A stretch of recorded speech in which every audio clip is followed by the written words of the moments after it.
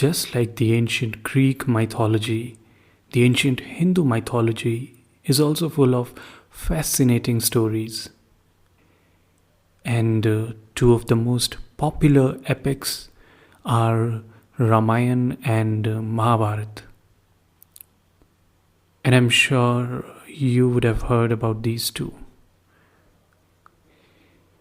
And if not, that's not a problem. I'm going to talk about them. And today in particular, I'm going to talk about Ramayana, which is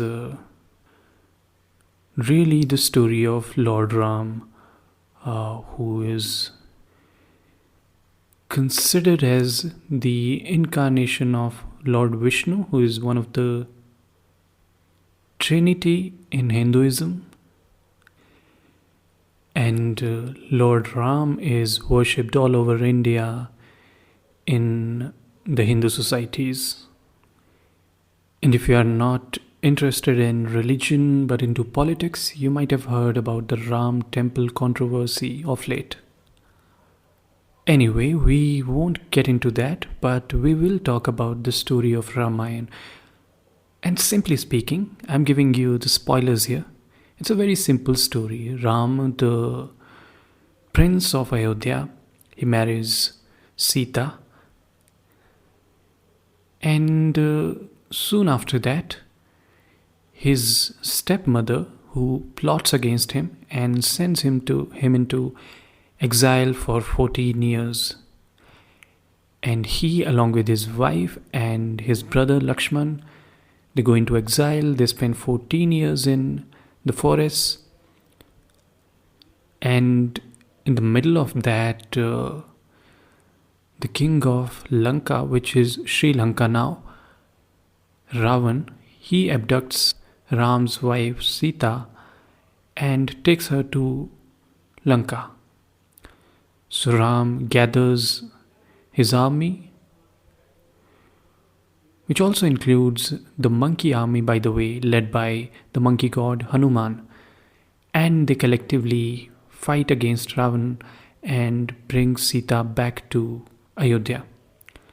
So there are two festivals that are celebrated around this idea. One is when Ram killed Ravan. So then Hindus celebrate Dashera. And when Ram and Sita came back from Sri Lanka to Ayodhya, and everybody lit candles to celebrate the occasion, and that is celebrated as Diwali. So there's a lot of cultural history behind it. So there are multiple versions of this story. In some stories there is a lot of magical stuff happening. In some stories it's very simple, plain, real life like situation. And in fact, these stories have multiple perspectives. So for example, in some stories you will find Ram is the hero and Ravan is the villain. In some versions you will also find that Ravan is not exactly the villain, but he's a good king and he's only taking a revenge against Ram and his brother Lakshman, who disrespected his sister. So that's something about the Indian mythological stories. They often have multiple perspectives, and I think that is what makes it interesting. But nevertheless, if you follow the popular culture in India, then, as I said, Ram is celebrated as the hero, the Lord Rama, and people worship him as a god. So that version of the story is very much popular. And of course, you're not going to read the original versions, most likely. So I'm going to suggest you some easy versions. And one of the easy versions which will really help you ease into this world and written in English language is the book called Ramayana, of course, written by C. Rajgopalachari. And in fact, I would say you can also check out his works on Mahābhārata and on Bhagavad Gita and Upanishads. So he explains these narratives in a very simple manner. And the way he tells the story and how he extracts those morals, it's quite interesting. So I would like to point out that the version of Ramayana that we follow most of the time these days, it was written by Valmiki. And it is believed that before Valmiki wrote it down, before that, the story was going on in oral traditions. So we really don't know how old this story is. Some people speculate it could be 4,000, 5,000 years old. But if we only go by the written text, it's less than that. In fact, you'd find certain people coming from traditional orthodox view, they would claim that Valmiki wrote Ramayana during the lifetime of Lord Ram, which does not seem to be the case. And as I said, there is enough evidence that it was there in the oral traditions before Valmiki wrote it down. So in Valmiki's work, Ram is portrayed as a really great and unique man, and not really an incarnation of God, which is now the popular understanding. Of course, there are some references that he's got some divine qualities, and even mentioned that could be an avatar of God, but at no point he's treating Ram as something like a god. He's just a really good prince and king. But in the later poetry works in particular, which were written by Kamban and Tulsidasa, then it was pretty much accepted by everybody that Ram was, in fact, the incarnation of Lord Vishnu. So by then, a lot of Ram temples had come into existence, and there was ritual worship of Ram as God. So then, in the subsequent versions of Ramayana, you would notice that he starts attaining the stature of God or something close to God. And there's something interesting about these Hindu epics. There's always the story about the story about how the story was written and how it came into existence. So in this case, the story, in fact, begins with the visit of Saint Narada. Those of you who don't know who Saint Narada is, he's one of the many respected figures in Hindu mythology, and he keeps traveling all over the world carrying the messages from one place to another. In some ways, he is the reporter or the journalist of the mythological world. So he visits one morning to Valmiki's ashram, and Valmiki welcomes him and asks him that I have a really interesting question for you. Tell me, you've seen all the heroes around the world. Who do you think possesses or ever possessed the highest virtue and wisdom? And to that, Narada answers, he says, definitely Ram. It has to be him. He's born in the solar dynasty. He's presently ruling Ayodhya. And he's just full of wisdom and virtue. So when Valmiki heard this answer, after that, when the Narad had left, Valmiki couldn't get his mind off Ram. He kept thinking about him. And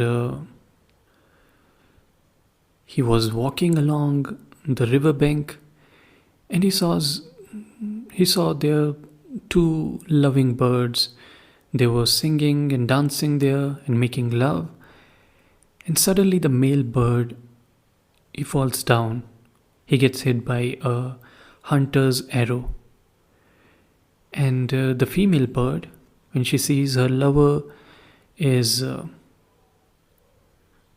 dying, she gets the shock too. So when Valmiki observed this, he kind of gets into that cursing mode, and he curses that hunter. He says that since you have killed this bird, you'll be homeless for many, many years. Now, this is another aspect of Hindu mythology that people could bless and curse, especially these saints and sages, and their words would matter. And it would come true at some point in the future. So that's why everybody in these stories really respected these sages and didn't really anger these people. Because if they did, they knew some curse was coming. So this was really the moment of anger. And he cursed the hunter, and then he realized that he had made a mistake. He had just allowed the anger take control of himself. So he thinks he's made a big mistake. So then when he tries to regret and mumble something, he realizes that the words coming out of his mouth, they are really making beautiful verses.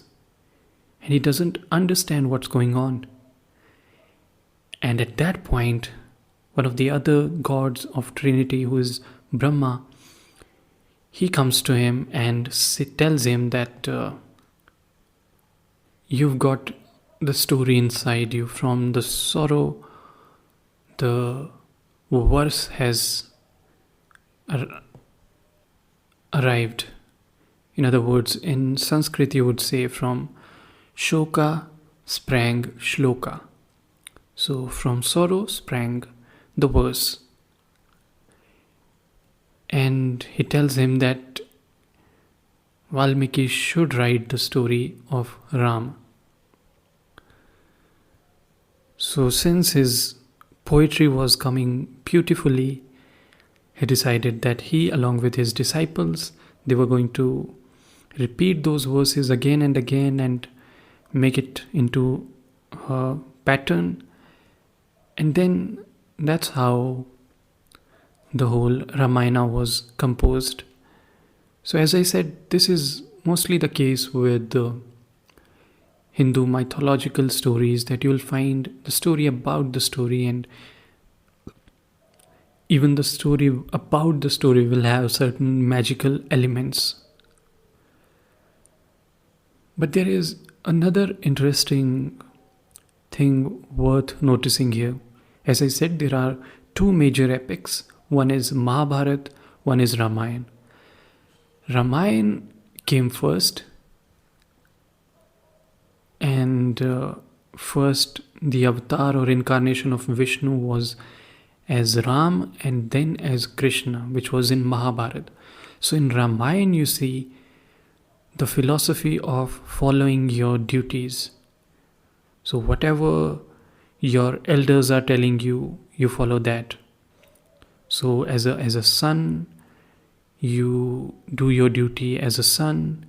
Then you do your duty as a student when your teacher asks you something. When your